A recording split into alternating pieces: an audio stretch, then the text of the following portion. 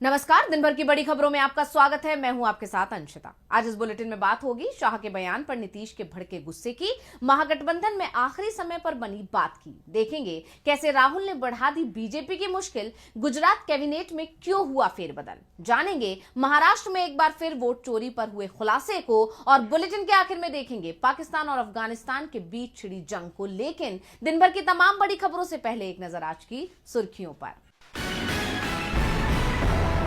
Karnataka RSS की गतिविधियों पर बैन का मामला, संघ के साथ साथ दूसरे संगठनों पर लगेगा बैन, सीएम सिद्धरामैया ने कही बात।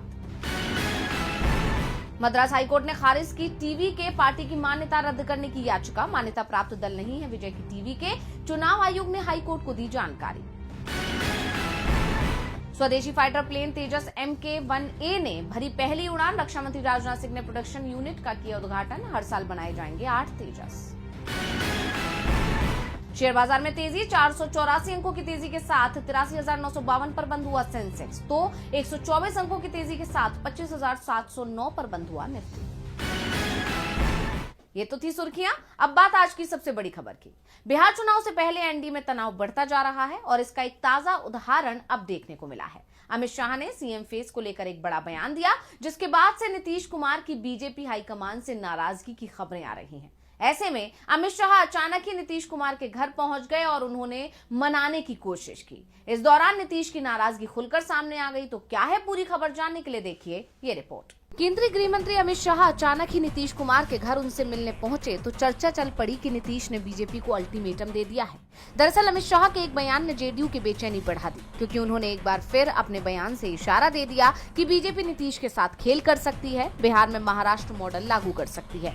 ऐसा इसलिए क्योंकि शाह ने सीएम फेस की घोषणा करने को लेकर कहा कि सरकार बनने के बाद विधायक दल ही अपने नेता का चुनाव करेंगे। हालांकि इसके साथ ही उन्होंने कहा कि चुनाव तो नीतीश के नेतृत्व में ही लड़ा जाएगा। लेकिन शाह के इस बयान में छिपी बीजेपी की मंशा को नीतीश ने भांप लिया और आलाकमान को संदेश पहुंचा दिया, जिसके बाद अमित शाह को सीधा नीतीश को मनाने के लिए उनके आवास पर जाना पड़ा, जबकि उन्हें गुजरात में होने वाले मंत्रियों के शपथ ग्रहण कार्यक्रम में शामिल होने जाना था। जिससे साफ हो गया कि एनडीए में अभी भी खींचतान जारी है और अब बीजेपी जेडीयू के आगे मजबूर और लाचार नजर आ रही है, और इस पर अब विपक्ष तंज भी कस रहा है। खासकर शाह के इस बयान पर जेडीयू के नेताओं की तरफ से जब कोई प्रतिक्रिया नहीं आई तो तेजस्वी यादव ने चुटकी ले ली। उन्होंने कहा, जेडीयू के लोग बीजेपी के इशारे पर काम कर रहे हैं। की सरकार एक इंजन भ्रष्टाचार में तो दूसरा इंजन अपराध में है, और बिहार की जनता इस बार बदलाव चाहती है और इस बार बदलाव तय है। लोग मोदी जी गुजरात में सर्किट लगवाते हैं,